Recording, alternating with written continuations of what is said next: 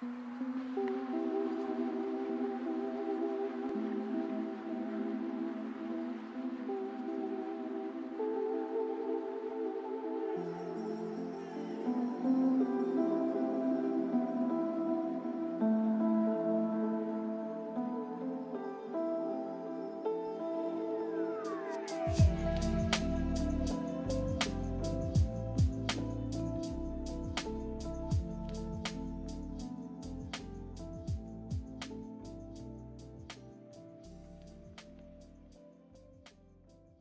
everybody, this is your boy, Tha Ward of WardMediaGroup. I have a special treat for you guys today, an exclusive with my good friend, the man himself, Spears and Sports Analyst, Lou Canellis. Lou, how are you, man? It's me, but I'm trying to be smart here. We're being protective here during the coronavirus. It's me too. If you didn't notice or recognize during COVID-19. Yeah. How are you feeling, Lou? I'm doing great. You know, Damien, I'm just like everyone else out there, trying to stay safe, trying to keep my beautiful wife and my little 2.5-year-old daughter safe during these trying times for all of us during COVID-19. And most important during this holiday season, I'm trying to keep my spirits up. Yeah. Because I know it's really been draining for everyone out there since last March when coronavirus first hit. And now we've hit the holiday season. Yes. And for a number of people who have chosen to be ultra safe and stay at home, it's almost a year. Yeah. And depression is starting to set in during these holiday times. So I try to keep a smile on my face because I am fortunate in that I have a beautiful wife, a beautiful daughter, a great job at Fox, a restaurant. So I've got a lot of good things in my life, and I want to be able to share that joy with other people. Wow, that's awesome, man. That is so awesome. One of the things that I love to do, and actually I'm going to do like a show. I really want to do a show, media show with celebrities, you know, like yourself on, you mentioned Fox Sports. I like to do a thing of how did that come about, or how did you get your first break? How did you get your breakthrough moment in the field or business that you love and that you're passionate about? So tell us, let's rewind. Let's dig deep into that. How did you happen to be blessed with that opportunity to get with Fox Sports? That's huge, man. It's huge. It's huge. And every night you see me on the news at 5 and 9 on Fox 32 Chicago, or you see me hosting all the Bear shows on Sundays during the football season. You are looking at a guy who is living out a dream. Wow. I can't wait to wake up in the morning and go to work. And I was taught at a young age by my dad, God bless his soul, he passed away many years ago, but he wasn't able to chase his dream because of the unexpected loss of his father. Yeah. And he said, I want you to have that chance. Wow. So what's your dream? My dream originally, Damien, was to play baseball. Yeah. But I come from a father who got his business degree at the University of Chicago, well educated. And my mother was a teacher for the Chicago public school system for almost 40 years. And they both stressed the importance of education and a backup plan. I love that you want to be a sportscaster. And let me rewind. I love that you want to be a baseball player, but what's your backup plan? Yeah. My dad owned a business, a family business, 69th and Western, a dry cleaners. Oh, okay. I knew after working for my dad for 20 years, I did not want to be a dry cleaner. I knew what I didn't want to do. Yeah. So I said that if I can't play baseball on a professional level, then I'm a huge sports fan. And I'm a Chicago kid. I grew up on the south side in Oak Lawn. Yeah. Went to Loyola University here in the city. So this is my hometown. Okay. I said that if I'm not going to play baseball, I want to be able to broadcast sports in my hometown. Yeah. And I wanted to be the next Tim Weigel. Tim became a very good friend, passed away a number of years ago. But that was my dream, to be Tim Weigel. And a lot of it here. I tell today's young people, it's all hard work. It's all having an open mind. It's being nice to others. Because at some point in life, you can't do it all by yourself. You need someone to carry the torch for you. And there's a lot of luck involved too. But I'm a believer that hard work creates good luck. And I went to Loyola, as I said, Damien, and I got involved in radio at Loyola. And then I was covering the Bulls during the Michael Jordan Championship run for 10 years. Good years. Great years. And on a radio level to start. And I convinced the TV station, at that time it was called Sports Channel, that carried the Bulls. I convinced them, because of my relationships with the players and Phil Jackson, to let me do a post-game show from the locker room. And they did, which then led to doing a show with Michael Jordan after every game for a couple of seasons. And when you talk to Michael after every game for a couple of seasons, that's the career moment that one needs. And it's just been, it's been great ever since. It helped build the brand in my hometown. I wanted to work as an anchor on the nightly news in sports, and Fox gave me that opportunity, and I will forever be indebted to them. Wow. So when you get that phone call, what was that moment like?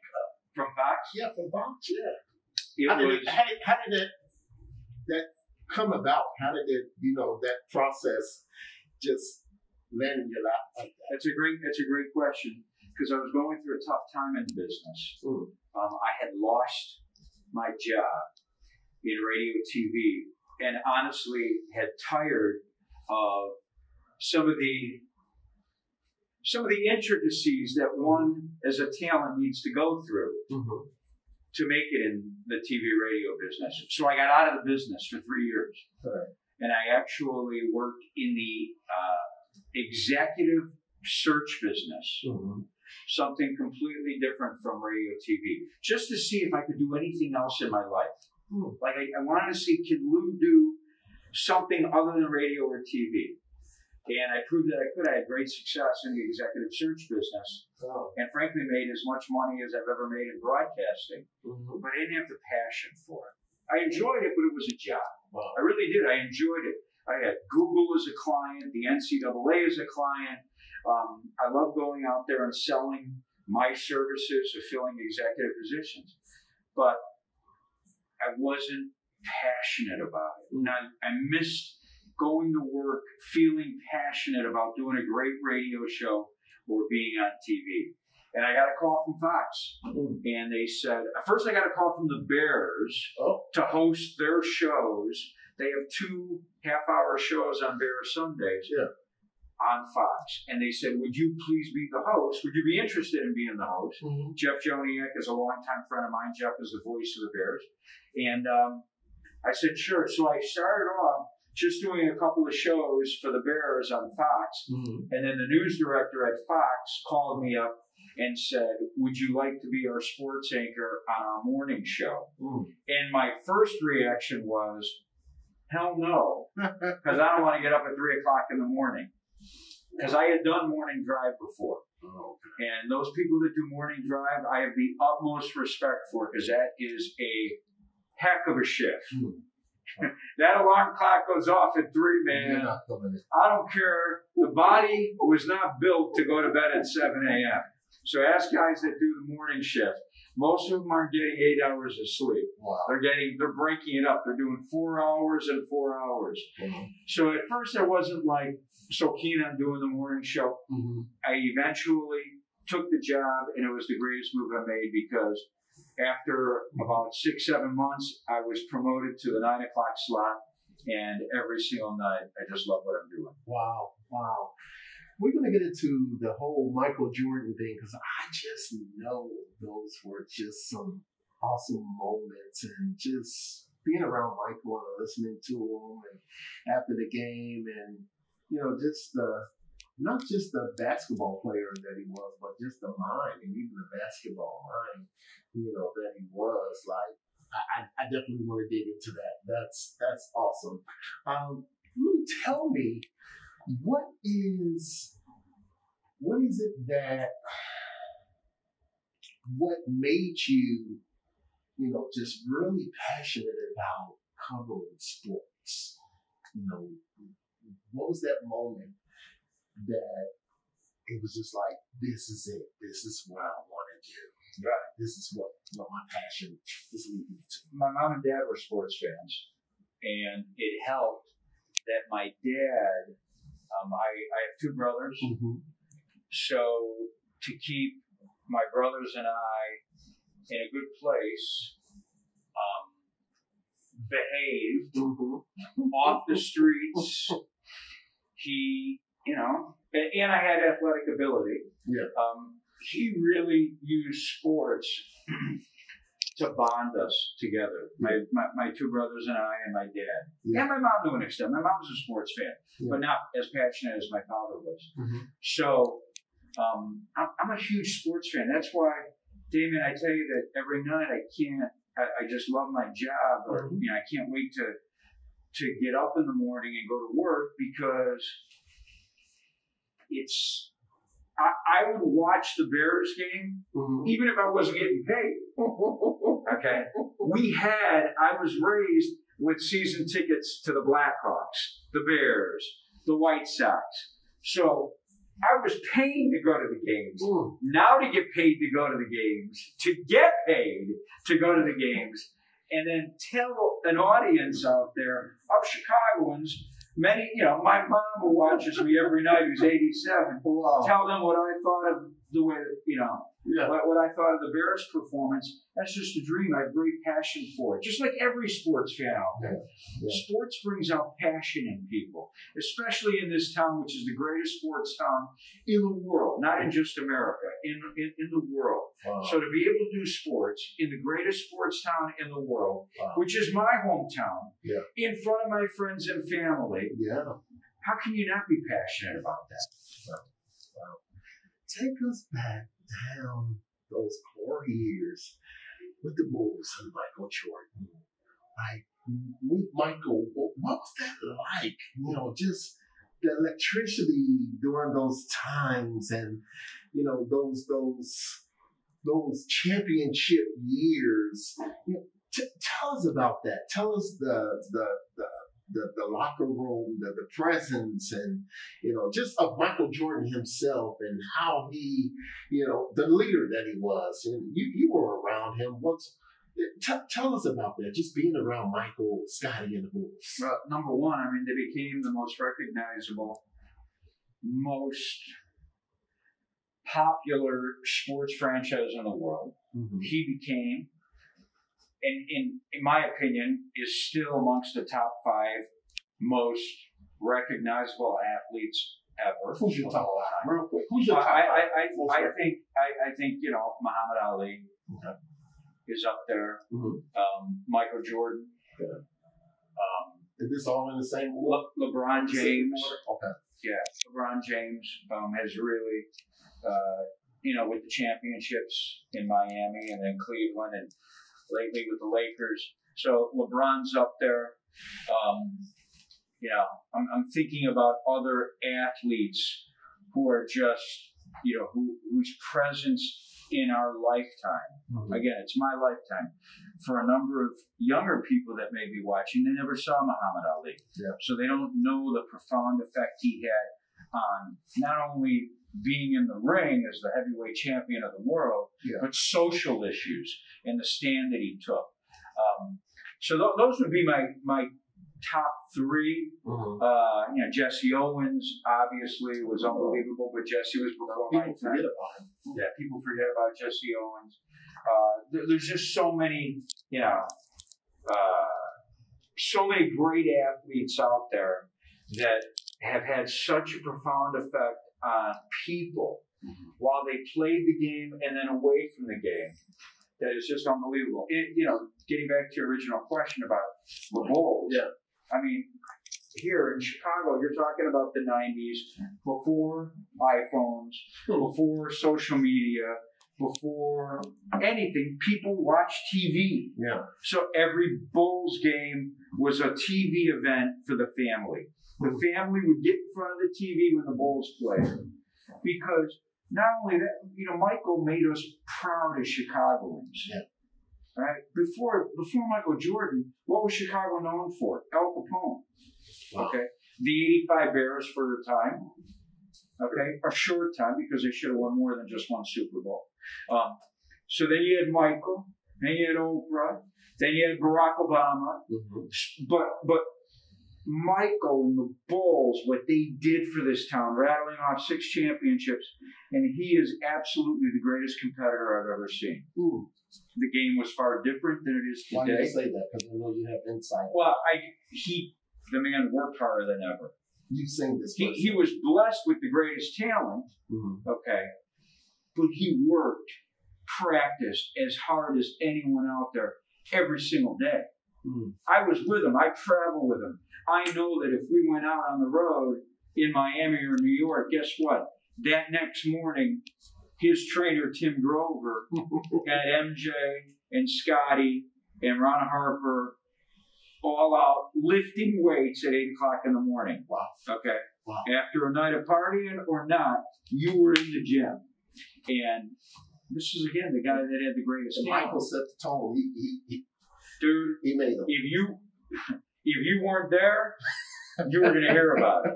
And if you weren't there and then played poorly the next day, you're going to hear about it. Wow. So everyone followed, and that's, you know, Phil Jackson, I don't think it's enough credit because it takes a special personality to manage those egos. Okay? Yeah. They're all corporations. Look at the money that they make. So to manage them all, it takes a special person. Phil did a great job with that. But it was always 23 that led the way.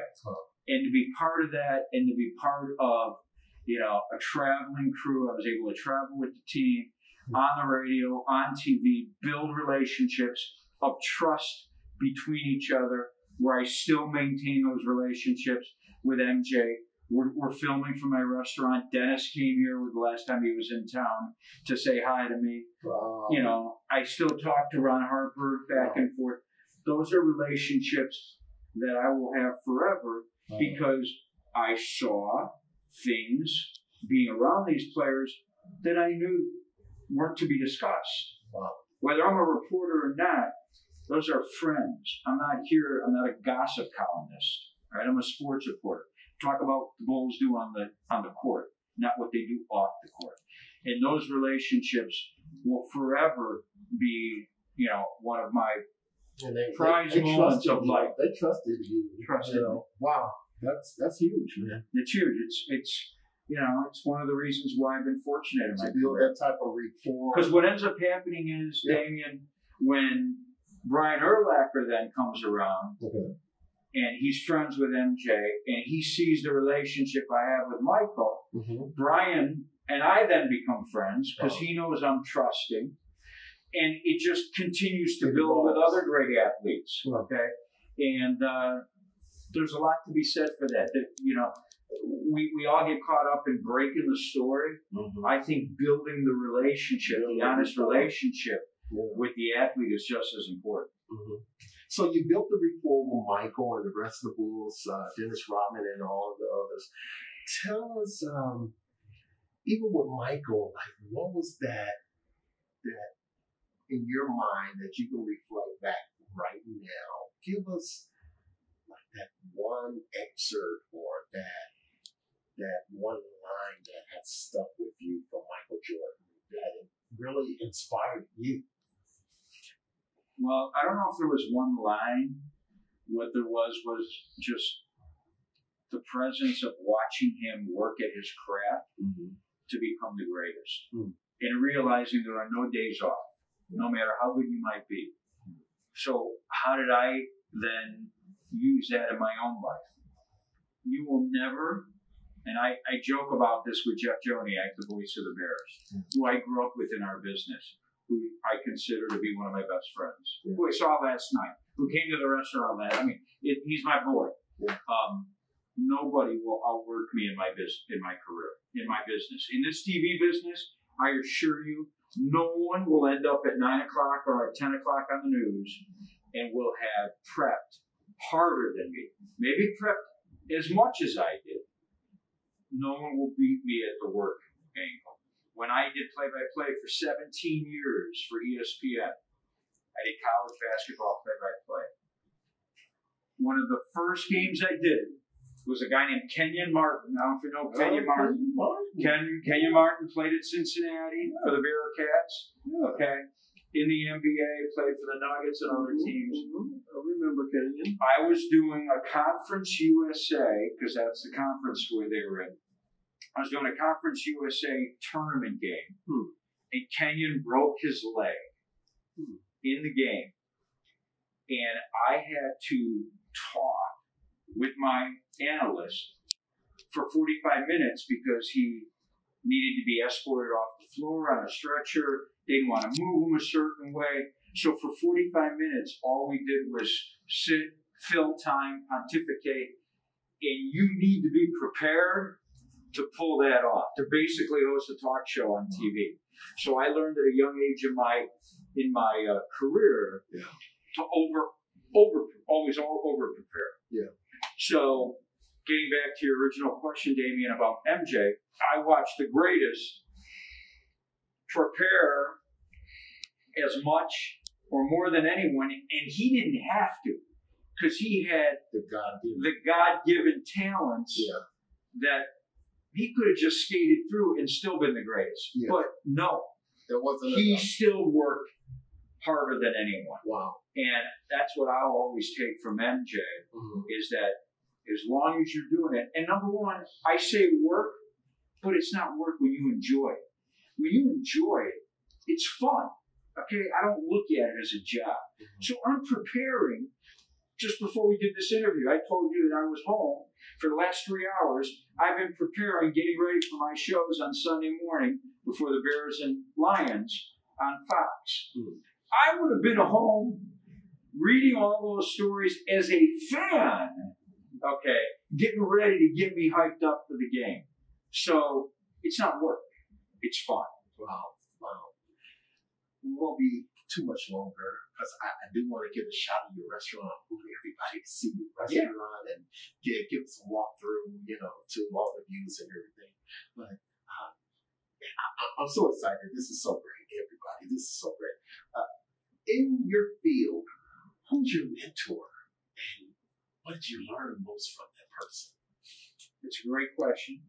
I have a few. So, my number one mentor was my father. Okay. We've been talking about how hard MJ worked. Nobody worked harder than my dad. Wow. And frankly, my mom as well. But my dad, with the University of Chicago business degree, ended up working in a family dry cleaners because his father unexpectedly passed away. And someone had to run the cleaners. And I saw him for the bulk of my lifetime get up at 5 in the morning and not get home until after 7 at night to make sure he could put food on the table for my brothers and my mom and I.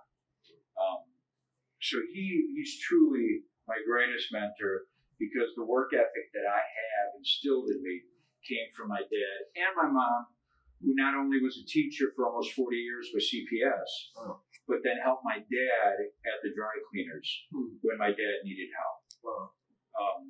When it comes to the business in my career, guys like Tim Weigel, Mark Giangreco, Jeff Joniak, okay, those are my mentors because when Tim was alive, or Mark every single night when I watch him, who's become a very good friend, or Jeff, they keep me going. Okay? They keep me going. You get to my age at 56, and sometimes you think, well, I'm going to skate through this time. And then you're like, you can't. I can't. Mark's at 10 on Channel 7, and I don't want him running a story that I didn't run. Okay? So they keep me going. I look at them as my mentors. My wife she has taught me in life to stay positive. And in the business, in the restaurant business, you have the tendency to look at the negative side of things. And my wife just continuously looks at the positive side of things. Yeah. And, you know, I typically am a bad grudge holder. And she, the one thing in 15 years of marriage she's worked on is for me not to be a grudge holder. So I look at her as a mentor because socially she has helped me grow as a man, which has then made me a better employee on Fox, an employer at my restaurant. Because instead of looking at the bad in people, I look at the good in people, thanks to my wife. Wow. In this, we're about to wrap up, but in this life space that you are in right now, how do you feel just waking up every morning doing what you love to do? How does that feel? It's great. I'm the most blessed man you're going to find. I wake up. I love my job. We spend, as human beings, most of us, we spend 8 hours a day at our job. We spend 8 hours a day sleeping. We try. Think about that. You spend a third of your life working. And I love working. Okay? I'm blessed with a wife who's a teammate, who doesn't give me a hard time about a job that doesn't start at 9 and end at 5. I have a teammate and a wife who allowed me to open up a restaurant to build my brand. Yes, she benefits if it ever becomes financially successful. But till then, I need her to be a supporter of this, instead of someone saying, hey, how come you're not home? You need to watch our daughter. How come you're going at night on the weekends? You need none of that. And I have a beautiful 2.5-year-old daughter that I was blessed. Oh yeah, I want to get into that. You have a beautiful daughter, and I remember reading something saying that I knew your wife, she couldn't have kids, right? So you guys did a surrogate. We did it. Wow. An egg donor and a surrogate carrier. Wow. So to be 52 years old. What made you change your mind? I know, I think I read something about your best friend. Yeah, my best friend. Father or something like that. My best friend, my old roommate, he had a son. And at first you were content. I was content. No kids. No kids, you got it. But thought I was going through life. My wife figured that she wasn't ever going to have kids. Obviously. She had resigned herself and accepted that fate from God. And then a light bulb went on in my head at the age of 50 wow. that said, you need to have a child. Wow, at least one. And again, my wife being the great teammate that she is, very open-minded, said, let's go for it. And I am blessed to have a beautiful 2.5-year-old daughter who is my life. Who, and you know, it's not funny, but people are very outspoken. After reading that story, they've reached out to me and they've said, don't you think you're too old to have a kid? If you are out there, you are never too old to be a parent if you are willing to take on the job of raising that child. Okay? And I embrace that opportunity. I love being there for my daughter. I love spending time with her. And I love working my ass off to make sure I can provide for her. Oh, hell yeah. And it's been the greatest. I find it to be the ultimate blessing from God that He's given me this opportunity at my age. And the way I look at it is, if I get 10 more years in this business, I hit a grand slam. If at 66, I can take it off my hat, tip my cap to the radio TV biz and say, okay, I'm moving on, and spend the rest of my life being by my daughter's side. When she wants me there, I get it. When she's a teenager, she's not going to want dad around. But as long as I can be there for her, I want to be there for her. I want to teach her facts of life. I want to be there for her if she wants to go to dance class or if she wants to become a golfer. Yeah. My dad, bless his soul, worked so hard. He couldn't be there when I was playing baseball. Yeah. Because he was busy working at the dry cleaners. Mm-hmm. I'm fortunate in that I had G at an older age that after my career, I can be there for her. Did you guys hear that? People criticize them because of his age and, you know, everything about having a kid at such a old age. He's still a young kid. Still. I feel young. Yeah, but that's the thing that I wanted to hit on in closing. That's one of our, our sayings. Do what they said that you couldn't do. You know, don't let anybody put you in a box. Don't let anybody tell you what you can and cannot do in life or have, you know, kids or dreams or whatever it is. You know, go for it. Do it. You're never too young. You're never too old. As long as you have breath in your body, and the Most High has blessed you to have breath in your body, and you have not taken that last breath. It's still time. You can still go for it. You can still write the book. It doesn't matter if you're in your 70s or even 80s or whatever. You can still live out your dreams and take it from Lou, as you see right here. I'm just excited. Thank you, Lou. I know you could have been at home, you know, preparing for tomorrow, Bears Weekly, the weekend and everything with the Bears, but you have taken this time, space to just share with us and be here with us, you know, out of your busy schedule. I am just honored. Thank you so much, sir. Thank you, man. Thank you, Damien. And my only message out there to follow up on what Damien said, if you have a dream, chase it. I'm telling you, chase it. Don't let anyone tell you you can't do it. Don't let anyone tell you you can't have it, because I am living proof that you can.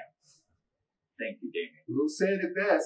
I'm excited, guys. Lou's about to show us around real quick of his restaurant. How do you pronounce it exactly? I don't want to say the wrong thing. It's called Avli. Avli. It's spelled A-V-L-I. I had some diners here last night, a group of 6 young ladies who said, "Are you Mr. Avli?" And I said, "I'm Mr. Avli." Avli. They really thought it was my last name. Avli means courtyard in Greek.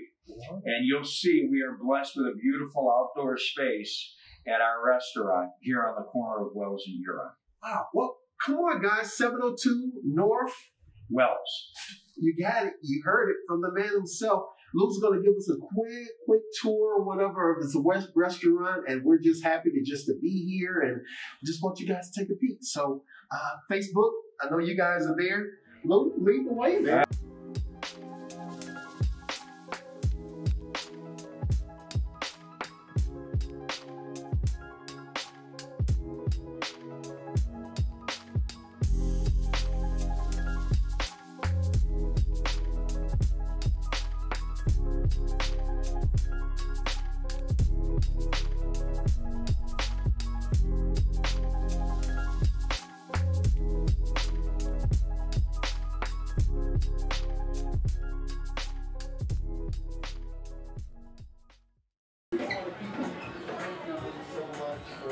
Just being gracious and taking the time out to do some schedule. Once again, we appreciate you, and as I always say, do what they say that you can do. It's your boy, Tha Ward. Happy holidays, everyone. Thank you. It's man, Canellis here. Thanks, guys. Love you guys. Be safe. Awesome. Thanks, Lou. It worked? Awesome. Good stuff, man.